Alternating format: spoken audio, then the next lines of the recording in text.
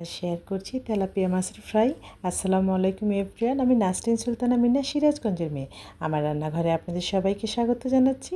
এই রান্নার সাথেই থাকবেন, খুব সহজ ওয়েতে রান্নাটা দেখিয়েছি। এই রান্নার জন্য কিন্তু আমি 3 পিস তেলাপিয়া মাছ নিয়েছি, এভাবে করে একটু ফাঁকিয়ে নিয়েছি এবং এটা ধুয়ে ক্লিন করে নিয়েছি আগেই। রান্নার জন্য একদম রেডি। এখন কিছু মশলা অ্যাড করবো। এর মধ্যে আমি রসুন বাটা দিয়ে দিলাম, একসঙ্গে কিছু মশলা অ্যাড করে নিচ্ছি। পেঁয়াজ বাটা দিয়ে দিলাম, আদা বাটা, জিরা বাটা, সব কিছু এভাবে করে, কাঁচামরিচ বাটা দিয়ে দিলাম। এই যে এভাবে করে সব মশলাগুলো আমি দিয়ে দিচ্ছি। হলুদ গুঁড়ো, লাল মরিচের গুঁড়ো, ধনিয়ার গুঁড়ো এবং লবণ দিয়ে এখন কিন্তু মশলাটা আমি একটু সুন্দর করে ম্যারিনেট করে নেব। শুধু মশলাটাই ম্যারিনেট করছি এভাবে করে। তারপর ব্ল্যাক পেপার দিয়ে দিলাম। ব্ল্যাক পেপার কিন্তু স্কিপ করবেন না, এটা স্মেলটা বাড়িয়ে দেয় অনেক বেশি এবং স্বাদটা অনেক বেশি ভালো হয়। তো এভাবে করে মাছের গায়ে গায়ে মশলাটা আমি দিয়ে দিচ্ছি এবং যেখান দিয়ে ফাঁকিয়ে নিয়েছি সেখান দিয়েও কিন্তু দিয়ে দিচ্ছি এভাবে করে। দেখুন কতটা সুন্দর। এভাবে করে মশলাটা একদম গায়ে গায়ে গায়ে গায়ে লাগিয়ে দিচ্ছি। মশলাটা ম্যারিনেট করা যত ভালো হবে, মাছের ফ্রাইটাও কিন্তু তত বেশি মজা হবে। এভাবে করে কিন্তু আমি ম্যারিনেট করে নিচ্ছি 3টা মাছই। এখন বক্সে করে উঠিয়ে আমি কিছুক্ষণ ফ্রিজে রেখে দেবো, নর্মাল ফ্রিজে। এতে করে মাছের মধ্যে মশলাটা ভালো করে ম্যারিনেট হয়ে যাবে এবং কিন্তু এটা কিন্তু পানি বের হবে না। তো এভাবে করেই কিন্তু আমি নর্মাল ফ্রিজে রেখে দিলাম। এই যে আমি 20 মিনিটসের মতো রেখে দেবো। তারপরে এখন কিন্তু আমি চলে এসেছি চুলায়, ফ্রাই প্যান দিয়ে দিলাম। দিয়ে আমি তেল দিয়ে তার মধ্যে কিন্তু মাছগুলো দিয়ে দিচ্ছি। খুব সাবধানে এভাবে করে দিয়ে মিডিয়াম আছে মাছগুলো কিন্তু ফ্রাই করে নিচ্ছি। দেখুন কতটা সুন্দর। এটাও খুব সাবধানে করতে হয়, যেহেতু গরম তেল, এটা গায়ে লেগে যেতে পারে।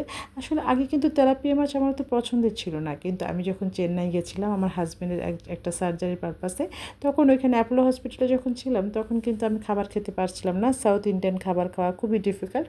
তখন আমি কিন্তু রেস্টুরেন্টে, বাঙালি রেস্টুরেন্টে আমি সেখানে তেলাপিয়া মাছের ফ্রাই খেয়েছিলাম। আমার এত ভালো লেগেছিলো, তারপর থেকে কিন্তু তেলাপিয়া মাছটা আমার প্রিয় হয়ে যায়। তো আমার কিন্তু ফ্রাই করা হয়ে গিয়েছে। এখন কিন্তু আমি একটা প্লেটে উঠিয়ে নিলাম এভাবে করে। তারপরে আমি কিন্তু ওই তেলের মধ্যেই কিন্তু আমি পেঁয়াজ একটু বেশি করে পেঁয়াজ কুচি ভেজে নেব, সেই সাথে কাঁচামরিচ কুচি ভেজে নেব। লবণ দিয়ে আগে পেঁয়াজটা সফট করে নিচ্ছি, তারপর এর মধ্যে আমি কাঁচামরিচটা দিয়ে দেবো। এইভাবে একসঙ্গে ভেজে নেব। এই পেঁয়াজ ভাজিটা কিন্তু মাছের সাথে খুবই ভালো লাগে, অনেক বেশি মজা হয়। এই যে আমি কাঁচামরিচ কুচি দিয়ে দিলাম। এখন দুটো একসঙ্গে ভেজে নিচ্ছি এভাবে করে, সফট করে আর একটু বাদামি বাদামি করে ভেজে মাছের উপরে দিয়ে দেবো। এটা কিন্তু খেতে অনেক বেশি ভালো লাগে, এটা স্কিপ করা যাবে না, এটা করতে হবে। একটু ব্ল্যাক পেপার দিয়ে দিবে, কালো গোলমরিচের গুঁড়ো। এটা দিলে কিন্তু খুবই মজা, অন্যরকম একটা ফ্লেভার আসে। অনেকে মাছের গন্ধটা সহ্য করতে পারে না, কিন্তু আপনি যখনই এই ব্ল্যাক পেপারটা দিবেন, এটা অন্যরকম একটা স্মেল আনয়ন করবে, এত বেশি মজা হয়, কিছু বলার নেই। দেখুন কতটা সুন্দর হচ্ছে।